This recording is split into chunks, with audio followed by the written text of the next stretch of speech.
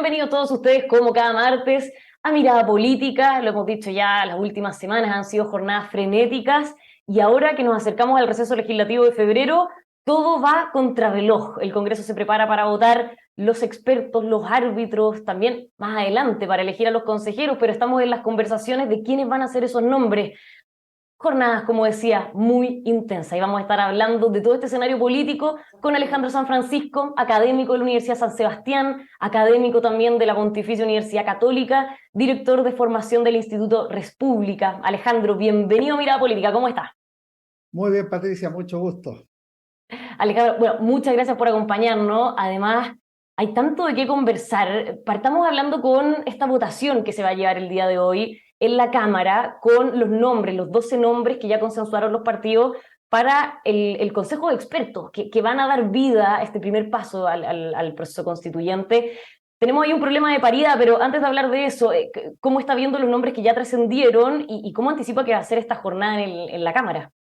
Los nombres que han trascendido son nombres que se especulaban desde hace varias semanas en los distintos partidos y como en esto hay un diálogo permanente entre las autoridades de los partidos y del Congreso Nacional, se supone que no debiera ser una relación tensa, sino que está previamente consensuada entre ellos, de manera que debiera fluir de manera bastante fácil y se advierten ahí figuras que mezclan edades, que son personas con alguna experiencia de gobierno en algunos casos, particularmente en el gobierno del presidente Sebastián Piñera, en el ministerio que tenía las relaciones con el propio Congreso, como en el caso de las figuras propuestas por Renovación y por la UDI, y también hay personas de una preparación muy completa y muy cabal, es el caso de Carlos Frontaura, y hay otras figuras que los partidos han propuesto legítimamente, y me parece que el sistema está pensado así, es decir, que los partidos puedan llevar a gente de su confianza. La única novedad o el único comentario que cabe hacer es que son personas en general bastante desconocidas, no todas, pero varias de ellas, y eso parece raro al concepto de expertos, que parece tener también un reconocimiento público mayor, pero aparte de eso me parece que el tema está en la línea de lo que se esperaba. Bueno, antes de la votación, donde esto se tiene que ratificar por 4/7, lo más probable es que en las próximas horas vayamos viendo las negociaciones que se van a dar, porque hay un problema de paridad. Tenemos 7 hombres y 5 mujeres, cuando deberían ser 6 y 6 la lista de los 12 expertos de la Cámara. Efectivamente, y va a tener que ser una negociación que alguien va a tener que ceder. Este es uno de los problemas que se da cuando las paridades son muy estrechas, son exactas, 6-6, 50-50. En general, los sistemas debieran tender a fórmulas que tiendan a una equivalencia, pero podrían ser un mínimo de 40 y un máximo de 60, de manera que si hay uno más, uno menos, eso puede ser salvado, y se compensará en otro órgano. La idea de fondo, me parece a mí, no es que hayan exactamente igual cantidad de hombres y mujeres en cada organismo, sino que haya una participación equivalente de hombres y mujeres, habida cuenta de que ambos hoy día tienen la formación, la calidad, el acceso a las universidades y el trabajo efectivo para servir al país. Y en ese sentido debe tenderse a levantar a hombres y mujeres en todas las actividades posibles. Bueno, tenemos la elección, o mejor dicho, la ratificación de los expertos hoy día, mañana, todo esto va a estar pasando durante la semana en el Congreso. Y lo que vendrá después, quizás las fuertes negociaciones que tendrán durante el receso legislativo los partidos, va a ser quiénes van a estar en esa lista de los consejeros constitucionales, que van a ir a elección popular, Alejandro. ¿Cómo está viendo ese debate, si es que consideramos todo lo que se ha dado en la trastienda, donde quizás en el oficialismo es más fuerte el roce que hay por la famosa pregunta, ir en una o dos listas? Yo creo que lo más complicado se da al nivel de consejeros constituyentes, que es la pregunta que tú haces, y eso tiene al menos tres dimensiones. La primera es la conformación de las listas electorales, tanto en el gobierno como en la oposición, es decir, va a haber una sola lista de los partidos que conforman actualmente la administración, el Frente Amplio, el Partido Comunista por una parte, el Socialismo Democrático por la otra, y lo mismo en la oposición, la UDI, Renovación Nacional y Evópolis, Chile Vamos, republicanos y otros grupos que participaron de la campaña del rechazo. En segundo lugar va a estar el tema de los candidatos que efectivamente van a conformar las listas. La verdad es que queda muy poco tiempo para tener las listas, quedan menos de 2 semanas y en ese sentido estamos en una situación que es bastante compleja porque por una parte la mayoría se manifestaba dispuesto a ser más experto que candidato y en ese sentido es un problema y el otro problema son las inhabilidades que se generan hacia adelante para quienes sean miembros del Consejo Constituyente. Y Claro, lo ahí no, tercero, solo para marcar, no pueden ser candidatos a ningún proceso durante 2024 y 2025, ¿no? efectivamente, lo cual a mí me parece muy raro, muy excéntrico, pero es la norma que se ha fijado. ¿Y por qué le Y parece tan raro, Alejandro? porque me parece que no hay ninguna razón para no dejarlos competir en los próximos procesos electorales. Algunos podrían pensar que es una fórmula mediante la cual los senadores y los diputados previenen futura competencia electoral respecto de sus candidaturas. Y yo creo que en esto lo mejor es que el pueblo decida quién quiere sus cargos de representación y no que otros decidan por el pueblo. Y la tercera razón que yo decía es la campaña electoral, porque al hacerlo en la forma que se eligen los senadores, hay circunscripciones muy grandes y va a ser una elección muy compleja y muy cara, donde hay muchos candidatos que no tienen conocimiento real de la ciudadanía. En ese sentido, podría valer el eventual apoyo que tengan los partidos políticos, pero estamos en una época en que los partidos están relativamente desacreditados, no estamos en los años, qué sé yo, 90, con el retorno a la democracia, cuando se sabía que los A eran de un lado y los B eran del otro lado, y yo tenía que votar por uno de ellos. Hoy día estamos en una situación que vimos ya en la formación de la Convención Constituyente, era mucho más compleja.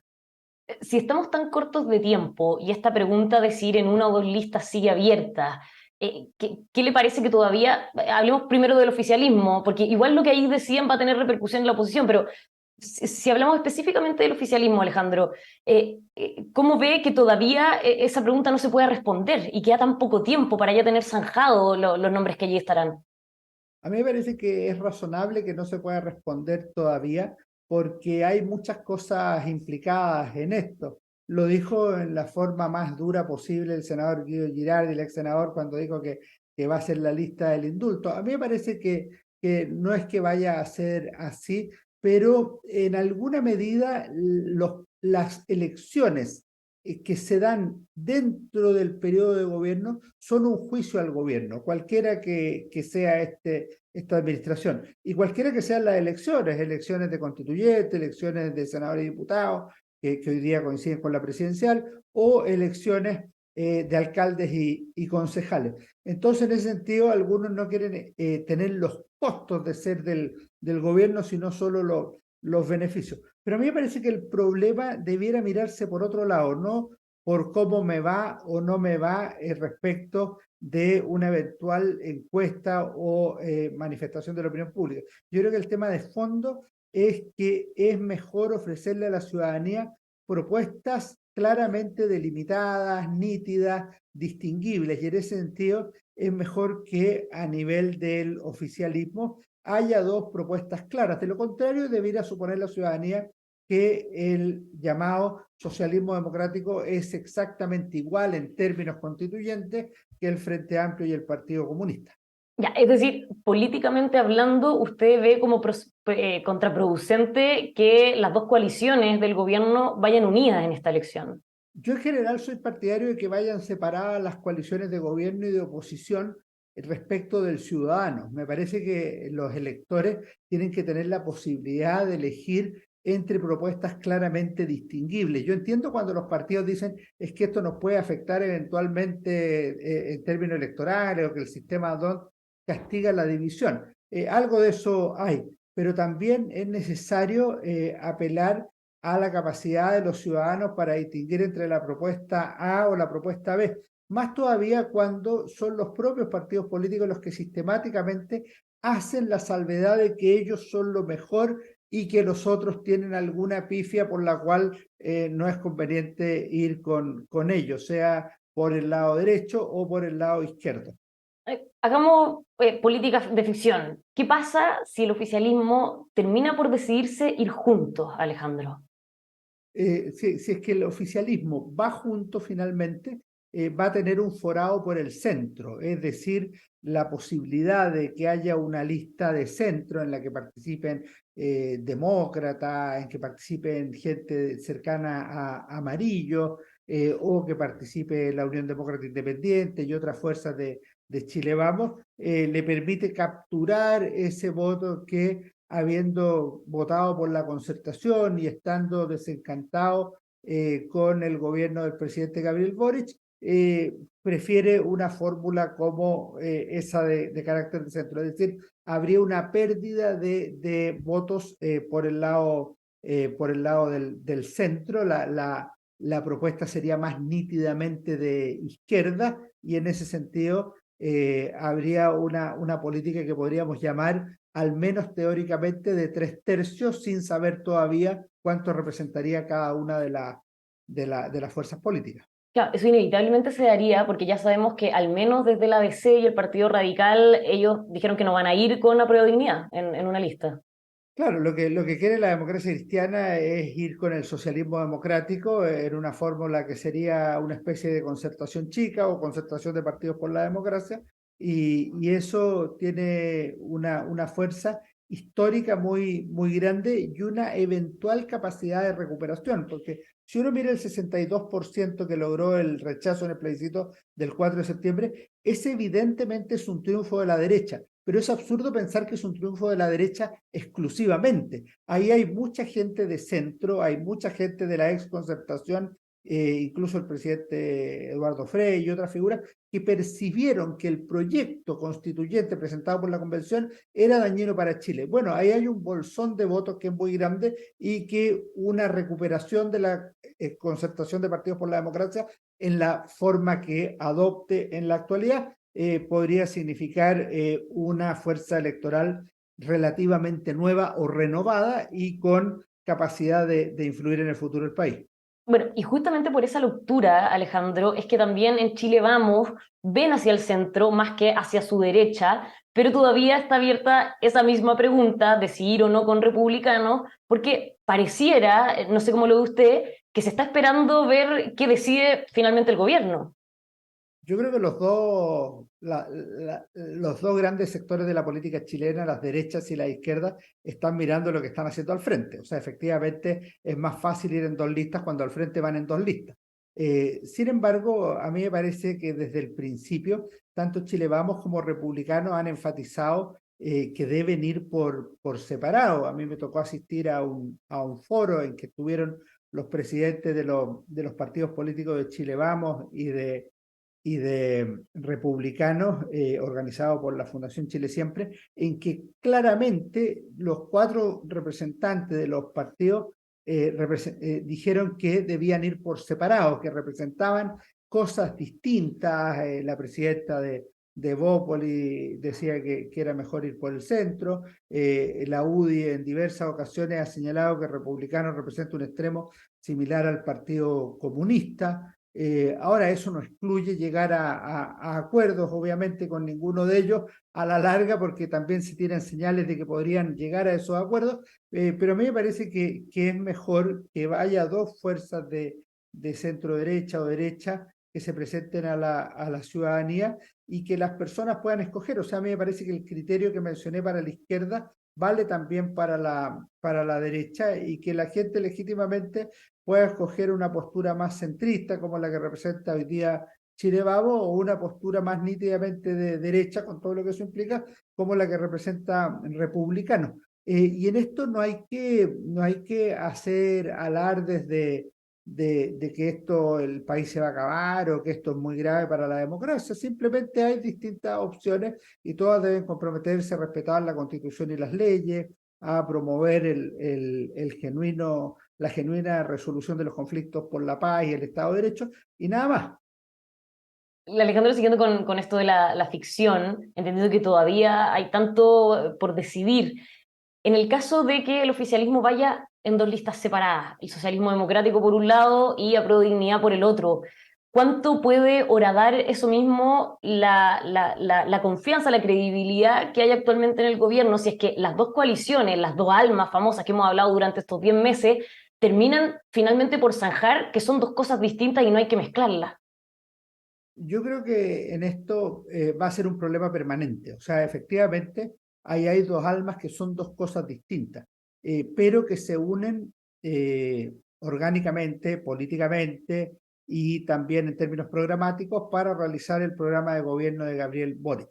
¿Qué debiera hacer los, los dos polos del gobierno? Pues deberían definir qué cosas podrán hacer en el gobierno y cuáles no podrán hacer en el gobierno, porque hay que considerar que si bien el país eligió mayoritariamente a Gabriel Boric, presidente de la República, con el 55% de los votos y con una mayoría nunca vista en términos electorales presidenciales, la verdad es que el gobierno actual no tiene mayoría ni en el Senado ni en la Cámara de Diputados.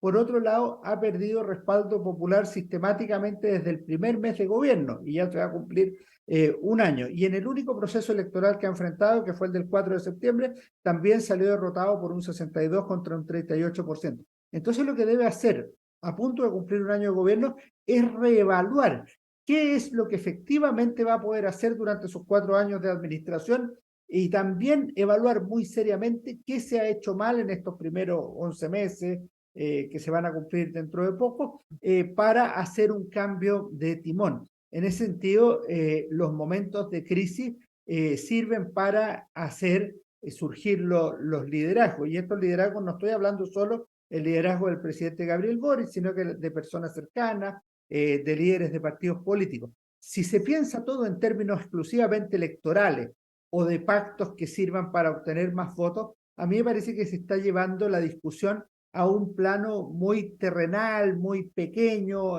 muy pedestre, y por ende los resultados necesariamente van a ser pobres. Más allá de esta coyuntura electoral en particular, ¿cree que el sueño de crear una gran alianza con estas dos coaliciones desapareció, se fumó con todo lo que estamos viendo, sobre todo después de lo que ha generado también el tema de los indultos? Todavía no lo podemos saber. Mira, cuando se unió la gran propuesta de izquierda antes de 1970 era el Frente de Acción Popular, el FRAP, y estaba el Partido Comunista y el Socialista. La Unidad Popular, en cambio, integró otras fuerzas, el MAPU, el Partido Radical y otros. ¿Cuál fue la diferencia? Que siendo marxista el Partido Comunista y el Partido Socialista, también se declararon marxistas el Partido Radical y el MAPU. Entonces, al final, todos confluyeron en un proyecto que no solo era de gobierno, sino también era ideológicamente muy claro, muy nítido. Ahora lo que tenemos nosotros son fuerzas que representan un gobierno, una coalición de gobierno, pero que ideológicamente son distintas. El Partido Socialista en el exilio experimentó una renovación, que es uno de los procesos más fascinantes de la historia de Chile en los últimos 50 años, el proceso de renovación socialista, y por eso el gobierno de Ricardo Lagos, que fue un gobierno bastante exitoso y progresista, tiene una lógica que es distinta a la que representa el proyecto histórico del Frente Amplio. Entonces lo que tiene que medir el Partido Socialista y el Partido por la Democracia es si se va a fusionar ideológicamente con el Frente Amplio y el Partido Socialista para presentar una propuesta de largo plazo que se llame de radicalización de la democracia, de cambios estructurales profundos o de otra manera, o va a ser un proyecto que signifique profundizar la democracia chilena, corregir los males sociales que todavía hay muchos en Chile, pero en una lógica gradual desde el punto de vista práctico y mayoritario desde el punto de vista político, como lo hizo la concertación de partidos por la democracia. ¿Cuál de los dos escenarios cree que es más posible que caminemos considerando cómo están las cosas ahora? Yo creo que la decepción que se ha producido a nivel de gobierno hace que la postura sea hoy día más del segundo perfil, más que del talante revolucionario. Si tú miras el ambiente que existía en Chile a partir del 18 de octubre, de la revolución del 18 de octubre de 2019, era de cambios radicales y eso fue lo que llevó a toda la oposición al presidente Piñera, desde la Democracia Cristiana al Partido Comunista, a decir el 12 de noviembre de 2019 que la calle había corrido la barrera de lo posible y había iniciado de hecho un proceso constituyente. Después se firmó el acuerdo por la paz y la nueva constitución, y el sentido que tuvo la convención fue un sentido refundacional, porque seguía con la épica propia de la revolución de octubre. Pero cambiaron dos cosas claves en este periodo. Primero, se acabó el gobierno del presidente Sebastián Piñera y comenzó el gobierno del presidente Gabriel Boric. Y segundo, la nueva constitución ya no era una propuesta de futuro, de un gran futuro mejor que tendría Chile, una especie de horizonte de expectativa espectacular, sino que fue una realidad, y esa realidad fue derrotada por el propio pueblo que antes estaba por los cambios. De manera que esas dos transformaciones, gobierno de Gabriel Boric y derrota constituyente, me hacen pensar a mí que se ha producido lo que podríamos llamar una marea baja o una etapa fría del movimiento revolucionario de octubre de 2019, que nos lleva a posiciones más centradas o más moderadas en el presente. Estar en esa etapa fría y esa moderación que quizás se reflejaba en cómo quedó armado este nuevo proceso constituyente, ¿qué nos podría llevar a tener en las discusiones del órgano, de los consejeros? ¿Cómo esto puede ir determinando lo que se viene hacia adelante ahora en el país, Alejandro? A mí me parece claramente que así como tú lo manifiestas, o sea, la petición original era de una asamblea constituyente, que es la fórmula más radical que nacía desde la base, y podríamos decir sin partidos y sin militares, como lo dicen algunas proclamas. Lo que se logró hacer fue una convención constituyente bastante original y novedosa, con partidos, pero también con manifestaciones populares como las que representó la lista del pueblo, sectores que representaban algunas ideas, consignas o grupos de interés o de expresión. Hoy día, en cambio, el sistema está mucho más controlado, y a mí lo que me parece es que entre el trabajo de la comisión de expertos y otro tipo de labores, al final el tema constituyente del Consejo va a estar bastante limitado por lo que hagan otros órganos, al menos respecto de lo que representan los partidos políticos. Ahí lo único que queda pendiente para ver cómo se va a desarrollar en términos prácticos es cuál va a ser la correlación de fuerza al interior del Consejo, porque evidentemente si hay 50 miembros, hay que ver si alguno obtiene 4/7, 2/3, más de la mitad, o si no hay ninguna fuerza que logre levantarse como la mayoritaria en el país. Con lo que tenemos ahora, varios analistas y también representantes políticos han advertido que quizás hay mucho tutelaje, hay muchos bordes, están las bases constitucionales, tenemos los expertos que tienen que hacer este anteproyecto sobre el cual trabajan los consejeros, pero hay árbitros de por medio. ¿Le preocupa que esto, así como está armado, con los bordes, con los límites, mejor dicho, se pueda pasar la cuenta en el futuro y se critique que no gozó el proceso con la legitimidad necesaria? El, Eso es un hecho, o sea, es un hecho que hoy día hay más borde, hay más tutelaje, hay más limitaciones para el órgano constituyente. Si uno recuerda el discurso de la presidenta de la Convención, Elisa Loncón, el 4 de julio, ella señaló que se estaba iniciando la refundación de Chile. Es un discurso radical, rupturista, absolutamente transformador. Hoy día se vive una fase de reforma constitucional a través de un proceso más regulado. Ahora, ¿cómo se resguarda el sistema para prevenir esa crítica que tú señalas que podría ocurrir? Principalmente a través de devolver siempre la decisión a quien es el constituyente, que es el pueblo. Es decir, al final del día, quien va a resolver si la constitución rige o no rige es el pueblo soberano, de manera tal que uno podría criticar tal o cual aspecto del proceso. Pero si finalmente la mayoría del pueblo dice, sí, aprobamos esta nueva constitución, lo que va a haber demostrado el propio pueblo es que rechazó el proyecto de la convención constituyente, que era más soberana y que se erigía como la campeona de la representación popular, y que en este proceso más tutelado habrá aprobado la nueva carta. El problema se produciría si es que el pueblo juzga que no es legítima la construcción que se ha hecho y rechaza este segundo proceso constituyente. Y ahí efectivamente entramos en un problema mayor. En ese problema mayor es una posibilidad de las que tenemos. Para algunos no hay una tercera opción, o sea, la segunda es la vencida, dicen con este nuevo proceso. ¿Cree que hay espacio para un tercer intento en caso de Siempre que se se rechace ese texto? Siempre se puede ser creativo e inventar un tercer intento. Si recuerden que el gobierno del presidente Boric y la ministra vocera de gobierno dijeron que no había segunda opción, que el 4 de septiembre se juzgaba si regía la constitución de Pinochet o regía la nueva constitución de la convención constituyente. En ese minuto ganó la constitución vigente y se inventó un segundo proceso constituyente por acuerdo de las distintas fuerzas políticas. Nada impide que en el futuro las fuerzas políticas inventen un tercer proceso constituyente, evidentemente cada vez más deslegitimado y con menos apoyo popular. Hoy día la efervescencia constituyente es mucho menor que la que existía hace 1 o 2 años. El problema constitucional no está entre los 3 o 5 más importantes para la población, como sí estuvo, por ejemplo, en noviembre de 2019 en diferentes estudios de opinión pública, pero a tu pregunta es de esperar que el resultado del Consejo Constituyente sea una buena constitución para Chile y, en segundo lugar, que sea aprobada por una amplia mayoría. Una buena constitución no es solo una constitución que tiene un contenido que es más o menos sensato, que logra preservar un régimen democrático, libertades para la población, control para el poder político, sino que logra permitir las bases para el desarrollo y el progreso del país, como lo hizo la constitución vigente durante cerca de 40 años. Alejandro, yo decía al comienzo del programa que han sido días frenéticos, jornadas muy intensas, y esta semana en el Congreso también se va a votar la acusación constitucional contra la exministra Marcela Ríos. Esto se suma a lo que fue la acusación constitucional contra el ministro Yoyo Jackson la semana pasada, se rechazó, y ahora entramos a este nuevo nivel, la nueva votación. ¿Cómo ve esta antesala considerando el antecedente de lo que pasó con Jackson?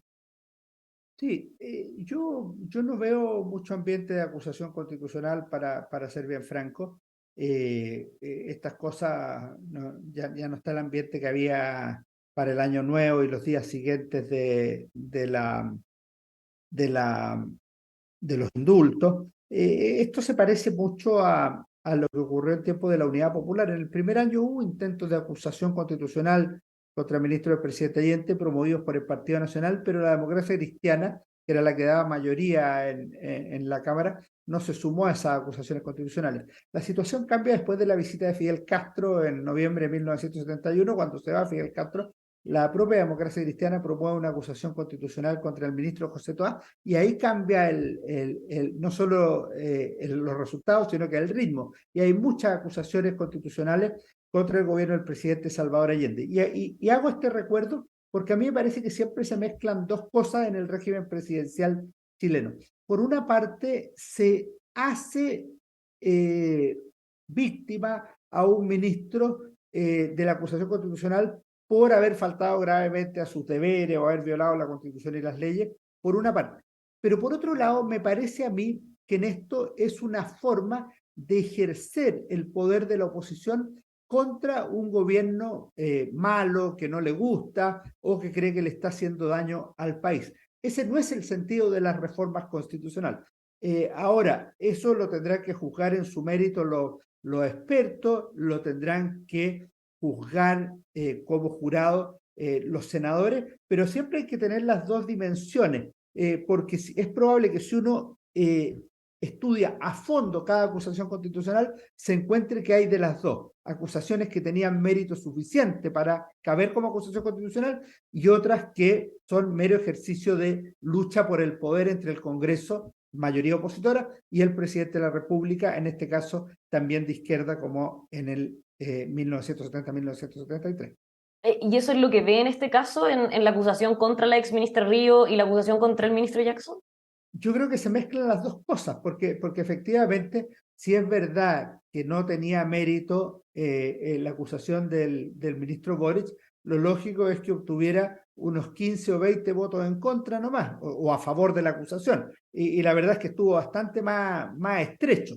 ¿Qué es lo que tiende a nivelarse? Tiende a nivelarse los votos de la oposición y los votos del gobierno más o menos como estaban el día antes de la acusación. Entonces, en general, pasa al nivel de gobierno-oposición. Se vio de manera bastante clara en el pasado gobierno con las acusaciones que promovían, entre otros, los mismos miembros del actual gobierno contra ministros del presidente Sebastián Piñera. Con esos descuelgues que hubo en la oposición y que estuvieron en el cómputo para que finalmente el ministro Jackson no fuera acusado constitucionalmente, él decía, nos dan una lección. ¿Qué le pareció esa reacción del ministro? A mí me parece que los descuelgues van a existir cada vez más. Yo creo que mientras no tengan costo los descuelgues, no va a haber ningún problema. Tú sabes que hay sistemas políticos como el español donde no hay descuelgue. O sea, votan todos en Ordenado. fila. El que se desordena no aparece en la foto y en la próxima elección no aparece en la papeleta electoral. Aquí es bien complejo el sistema, porque por un lado existe la libertad del parlamentario para juzgar lo que está haciendo, pero por otro lado habría que ver cuál es la lección que dan los parlamentarios que se descuelgan, pues no vaya a ser cosas que se le empiecen a descolgar los ministros al propio gobierno, perdón, los ministros, los parlamentarios al gobierno del presidente Gabriel Boric y el gobierno se dé cuenta que le están dando otra lección también. Claro, pero yo me refería más que nada a los descuelgues que hubo en la oposición y que Por eso, terminaron. por eso, si yo lo que creo es que esos descuelgues se producen porque no hay una voluntad real de ejercer la oposición. O sea, la oposición en estos primeros 10 o 11 meses de gobierno básicamente se ha aprovechado de los errores del gobierno, no ha ejercido una oposición como tal. Lo que cabría preguntarle a las personas que votan por la oposición o incluso a los analistas es cuál es el sueño de país de la oposición. ¿Qué espera la oposición hacer en los próximos 15 años para Chile? ¿Qué le propone al país después del gobierno de Gabriel Boric? ¿Cómo va a realizar un proyecto de reconstrucción de la economía después de esta administración? ¿En qué sentido va a equilibrar esa economía con el desarrollo ambiental, que es lo que decía el presidente Boric después del rechazo de la mina Dominga? ¿Cómo vamos a proveer un sistema social que realmente piense en las personas y sus familias que hoy día lo están pasando mal? Yo creo que esas son preguntas que la oposición tiene que saber responder, no por un mero deseo de tener relato, sino por la real necesidad y el deber político de construir una alternativa para el país. Con todo lo que ha sucedido post-indulto, en este escenario movido por el proceso constituyente, las acusaciones constitucionales, pero sobre todo por lo de los indultos, Alejandro, hay muchas voces que insisten en que aquí se requiere aún un cambio de gabinete. ¿Concuerda con esa postura? Yo creo que lo que se requiere primero es un diagnóstico muy acabado de parte del gobierno del presidente Boric respecto de lo que ha sido su primer año de gobierno y el estado en que se encuentra actualmente. Eso le va a llevar necesariamente a responder qué ha hecho bien para perseverar en ese camino, qué ha hecho mal para hacer las correcciones que corresponda y qué debería haber hecho mejor para hacer los ajustes que necesita. Y así como hace un año, en esta misma fecha, el presidente Gabriel Boric estaba pensando en cuál iba a ser el equipo que lo iba a acompañar a partir del 11 de marzo, el presidente tiene el deber de definir cuál va a ser el equipo que lo va a acompañar en las próximas jornadas electorales, en las próximas jornadas políticas. Esto es como una eliminatoria o clasificatoria para el Mundial. Cuando a ti te va mal en las primeras 5 o 6 fechas, tú tienes el deber de cambiar eventualmente al entrenador o de llamar a nuevos jugadores a la selección o de hacer algún ajuste. Eso mismo tiene que hacer el presidente Gabriel Boric. Y en ese sentido, estos ajustes menores que ha hecho en justicia o en su equipo chico de gabinete tienen algún sentido, pero eventualmente lo que va a tener que hacer es una revisión mayor. Y eso va a estar necesariamente ajustado al acuerdo que haga el socialismo democrático con las fuerzas del Partido Comunista y del Frente Amplio. Pero yo creo que hacer un cambio de gabinete para realizar exactamente lo mismo en materia de políticas públicas no tiene ningún sentido. En eso conviene mantener el actual gabinete que por lo menos tiene experiencia. Aquí se requiere eventualmente hacer un cambio de personas, pero también me parece que sería bueno hacer una rectificación democrática en aquellos dos aspectos que a la ciudadanía más le importan, que son, en castellano, cómo llegar mejor a fin de mes y cómo andar libre y tranquilamente por las calles, es decir, la situación económica por una parte y por otro lado la situación de orden y seguridad pública. Ahí se da una especie de paradoja, porque si bien son las preocupaciones más importantes de la ciudadanía, también si uno ve a nivel de gabinete, los ministros Marcel, la ministra Tobá, son de los mejores evaluados, justo en aquellas áreas donde las personas más tienen temor o más están preocupadas. ¿Cómo entonces hacer ese cambio de estrategia que usted dice y después ir cambiando los jugadores de la cancha?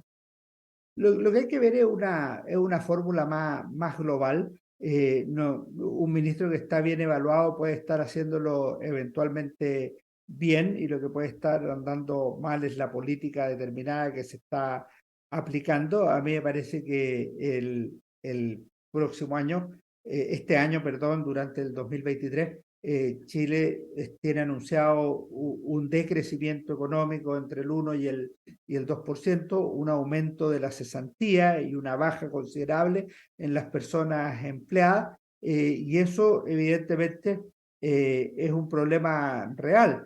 Eso no es solo un problema del gobierno, del ministro Marcelo o del ministro Grau, también es un problema de orden económico privado, pero tenemos que estimular al sector privado a que invierta, a que cree fuentes de trabajo. Y en esto tenemos que articular de mejor manera las cosas.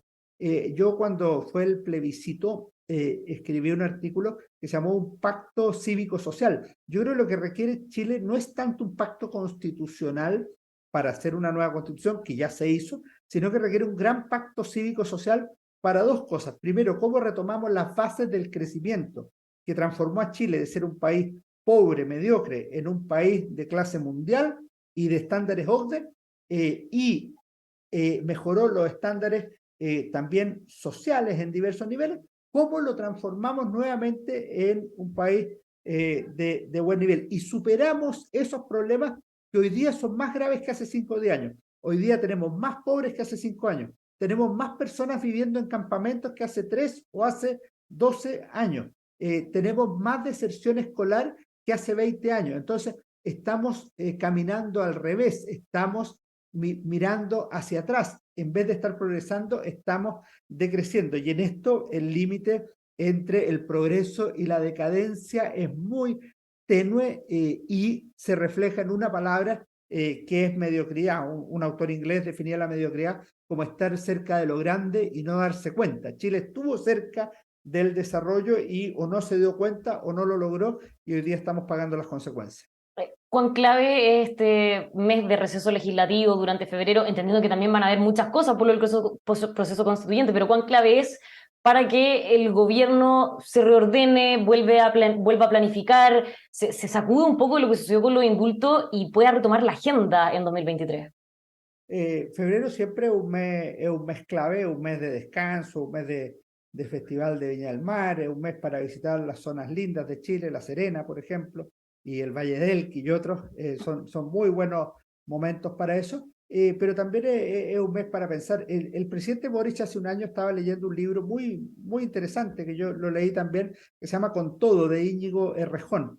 En ese libro Íñigo Errejón explica que después de la hora caliente de la revolución viene la hora fría y en la hora fría lo relevante ya no son las canciones, el ambiente popular, festivo, las calles llenas, sino que si somos capaces de recoger la basura. Eso es lo que tiene que pensar el presidente Boric en este febrero. El presidente Boric es un gran lector, entonces tiene que a lo mejor releer alguna de esas páginas y ver cuál es la basura que hay en Chile. Y eso puede ser la delincuencia y puede ser la necesidad de mejoramiento económico. Ahí atornillar las claves que haya.